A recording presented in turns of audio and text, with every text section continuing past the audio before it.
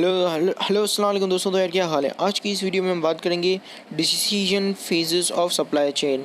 ठीक है, अब एक सप्लाई चेन मैनेजर को काफ़ी सारे डिसीजंस लेने पड़ते हैं और ये डिसीजन बेस्ड होते हैं उनकी टाइमलाइन पे। अब जो डिसीजन लंबे अरसे के लिए होगा वो डिसीजन उनके लिए उतना ही मैटर करेगा और उतनी इम्पोर्टेंस रखता होगा। ठीक है, क्योंकि जो डिसीजन लंबे अरसे के लिए होते हैं उनको आप रिवर्स नहीं कर सकते हो। ठीक है, क्योंकि अगर आप उनको रिवर्स करोगे तो ये आपको काफ़ी एक्सपेंसिव पड़ जाएंगे। ठीक है, अब यहाँ पर तीन तरह के डिसीशंस होते हैं। एक होता है सप्लाई चेन स्ट्रेटजी और डिज़ाइन। पहला डिसीजन ये होता है कि क्या सप्लाई चेन की क्या स्ट्रेटजी रहेगी। ठीक है, दूसरा डिसीजन उनको ये लेना होता है कि सप्लाई चेन की क्या प्लानिंग करेंगे। और तीसरा डिसीजन उनको ये लेना होता है कि सप्लाई चेन के ऑपरेशंस किस तरह होंगे। ठीक है, जो कि डेली या वीकली बेसिस पे होते हैं। अब सप्लाई चेन की स्ट्रेटजी का मतलब, स्ट्रेटजी उस चीज़ को कहते हैं जो कि कोई लंबे अरसे के लिए हो, ऐसे गोल्स जो काफ़ी लंबे अरसे के बाद अकम्प्लिश हों।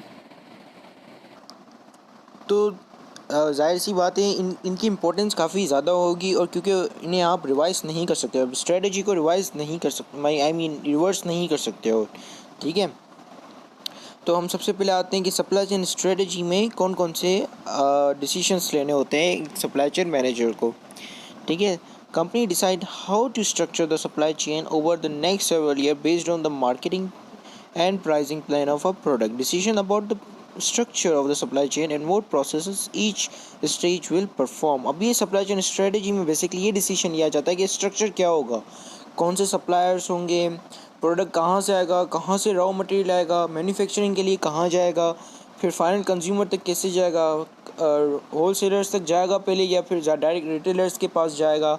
तो ये सारे डिसीजन और क्या स्ट्रक्चर होगा, कौन लेकर जाएगा, कि कौन सी ट्रक जाएगी, फुल ट्रक लोड जाएगा या less than full truck load जाएगा। ठीक है, ये सारे डिसीजंस सप्लाई चेन स्ट्रेटजी में आते हैं। एक पूरा उन्होंने एक पूरा स्ट्रक्चर बनाना होता है कि फॉर एग्जांपल बांग्लादेश से माल आएगा, पाकिस्तान में मैन्युफैक्चर होगा और फिर अमेरिका में डिस्ट्रीब्यूटर्स के पास जाएगा, अमेरिका से फिर वो कनाडा में जाके बिकेगा। ठीक है, तो ये मैंने अब ये आपको एक पूरा एक रफली एक स्ट्रक्चर बनाकर दिखाया। ठीक है, अब इनके डिसीजंस में कुछ ये होता है कि आउटसोर्स करवाना है या in house supply chain. In house supply chain यानी कि जो मैन्युफैक्चर होगा वो कोई और होगा या हमने अपनी खुद की मैन्युफैक्चरिंग फर्म खोलनी है। ठीक है, इन हाउस यानी कि हमने अपनी खुद की मैन्युफैक्चरिंग फर्म खोलनी है, हमने अपने खुद के प्रोड्यूसर्स बनाने। आउटसोर्स करवाना यानी कि हमने किसी और को हायर करना है। तो ये डिसीजन होता है कि हमने किसी और से प्रोडक्ट ख़रीदना है या ख़ुद प्रोडक्शन करनी है, या किसी और कंपनी से मैन्युफैक्चरिंग करवानी है या ख़ुद अपनी कंपनी बनानी है मैन्युफैक्चरिंग की अलग से। ठीक है, लोकेशन एंड कैपेसिटी। अब जो वेयर हाउसेस होंगे जहाँ पे आपका माल फाइनल गुड जो स्टोर होगा वो आपका ख़ुद का होगा, और सॉरी वो किस लोकेशन पे होगा और उसकी कितनी कैपेसिटी होनी चाहिए। वो आया कंट्री के बीच में हो ताकि वहाँ से सबको सप्लाई की जाए, या कंट्री के साइड पे हो या रिवर साइड पे हो, या कोई ऐसी जगह पर हो जहाँ पे ठंड हो ताकि आपका माल ख़राब ना हो जाए। ठीक है, और उनकी क्या कैपेसिटी हो यानी कि कितनी जगह हो उसके अंदर माल रखने की। फिर प्रोडक्ट टू बी मेड और स्टोर्ड एट वेरियस लोकेशन, और उसके बाद कौन कौन सी ऐसी अलग अलग लोकेशन होंगी जहाँ पर आपका प्रोडक्ट स्टोर्ड होगा। फिर मोड्स ऑफ ट्रांसपोर्टेशन, आप कौन सी मोड यूज़ करेंगे ट्रांसपोर्टेशन के लिए। आप फुल ट्रक लोड भेजेंगे या लेस देन ट्रक लोड भेजेंगे, या लैंड रूट यूज़ करेंगे, या शिपिंग करवाएंगे, शिप्स यूज़ करेंगे, बोट यूज़ करेंगे, और ड्रोन्स यूज़ करेंगे।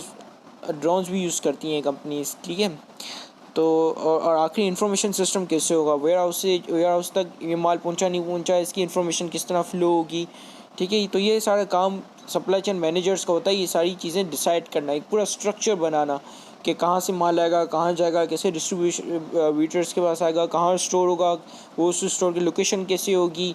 ठीक है, ये पूरा एक बड़ा, अब ये जब एक दफ़ा बन जाता है ना स्ट्रक्चर, इसको रिवर्ट करना या उसे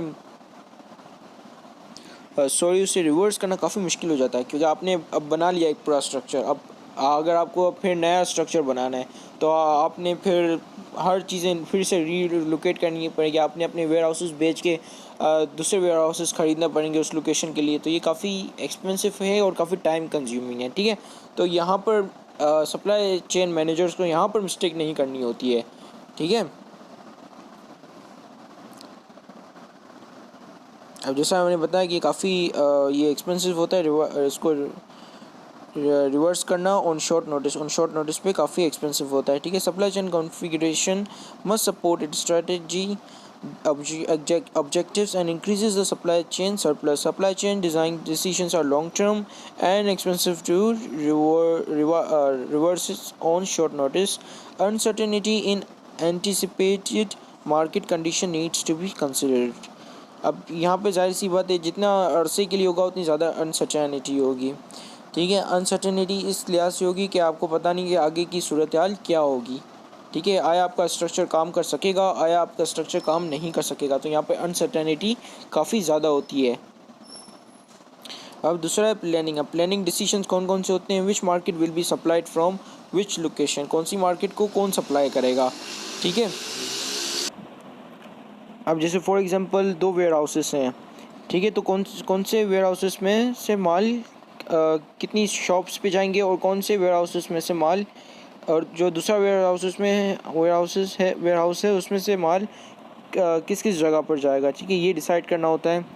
दूसरा प्लानिड बिल्डअप ऑफ इन्वेंट्रीज, कितनी इन्वेंट्रीज एक शिपमेंट के दौरान जाएंगी।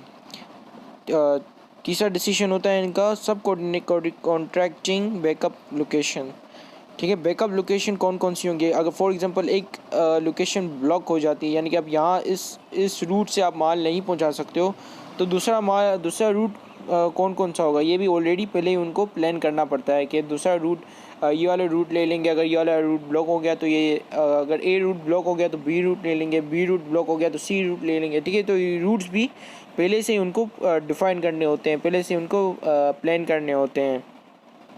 इन्वेंट्री पॉलिसीज़, क्या क्या इन्वेंट्री पॉलिसीज़ होंगी। आखिरी में है हमारा timing and size of market promotion, ठीक है। अब जब मार्केट प्रमोट हो रही होंगी, मतलब ज़्यादा से ज़्यादा माल बिक रहा होगा, तो उस वक्त उन लोगों को ये चीज़ का ख्याल रखना है कि सप्लाई चेन स्मूथली रन करें ताकि ज़्यादा से ज़्यादा प्रोडक्ट मार्केट में जाता रहे और शॉर्टेज क्रिएट ना हो जाए। क्योंकि प्रमोशन का टाइम होगा और प्रमोशन के टाइम को आपको पता है कि एडवर्टाइजमेंट जम के होती है और माल खूब बिकता है, ठीक है। अब आखिरी हमारा है सप्लाई चेन ऑपरेशन, ठीक है। ये वीकली और डेली के ऑपरेशंस वे होते हैं। इनको यहाँ पर अनसर्टेनिटी काफ़ी लो होती है और इनको आराम से आप रिवर्स कर सकते हो, ठीक है। अब यहाँ पर कुछ डिसीशंस होते हैं, जैसे अलोकेट करना ऑर्डर्स टू इन्वेंट्री और production, set orders, due dates set करना ऑर्डर्स की कि ये ऑर्डर्स की क्या क्या ड्यू डेट्स है, ये ऑर्डर इस समय पर यहाँ पर पहुँच जाना चाहिए, ठीक है।